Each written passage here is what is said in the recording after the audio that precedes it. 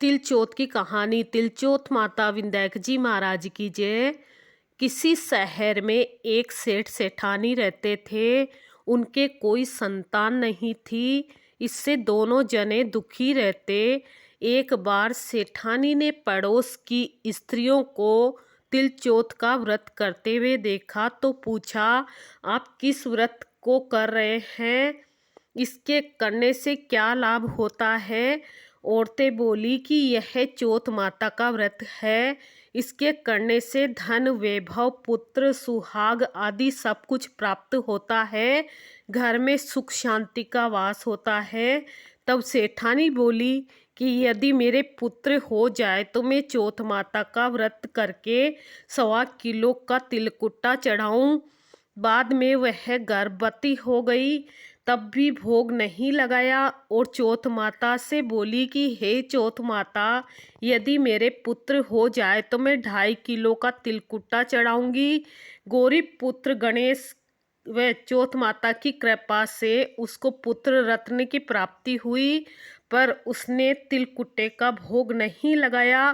फिर जब वह लड़का बड़ा हुआ तो सेठानी बोली कि इस लड़के का विवाह हो जाए तो 5.25 किलो का तिलकुट्टा चढ़ाऊंगी।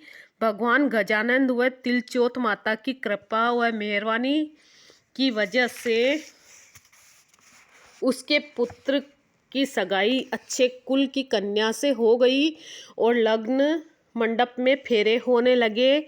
लेकिन भाग्यवश सेठानी फिर भी चौथ माता के तिलकुट्टे का भोग लगाना भूल गई। तब चौथ माता व गणेश जी उस पर कुपित हो गए, गुस्सा हो गए। फिर फेरों के वक्त में 3 ही फेरे हुए थे कि चौथ माता अपना कोप दिखाते हुए आई। वह दूल्हे राजा का अपहरण करके ले गई और गांव के बाहर पीपल के पेड़ पर छिपा दिया। सब लोग अचंभे में रह गए कि एक दूल्हा कहाँ चला गया।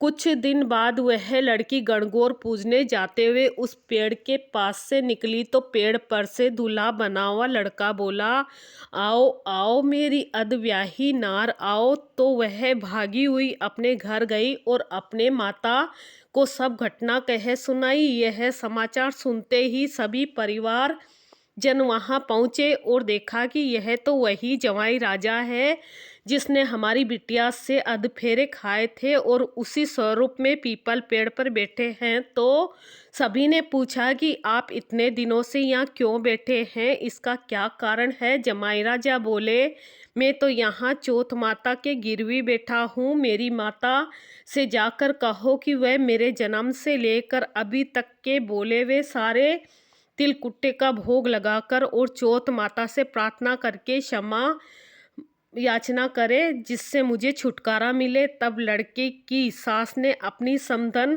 को जाकर सारा हाल सुनाया। तब तो दोनों समधनों ने 1.25 किलो का तिलकुट्टा गणपति भगवान और चौथ माता जी को पूजन करके भोग अर्पण करके क्षमा याचना की। तो चौथ माता ने प्रसन्न होकर दूल्हे राजा को वहां से लाकर बैठा दिया। वहां वर वधू के 7 फेरे पूरे हुए और वर वधू सकुशल अपने घर के लिए विदा हुए। हे चौथ माता, जैसी कृपा दोनों परिवारों पर करी वैसी सब पर करना, खुशहाली रखना। चौथ माता विंध्याक जी महाराज की जय।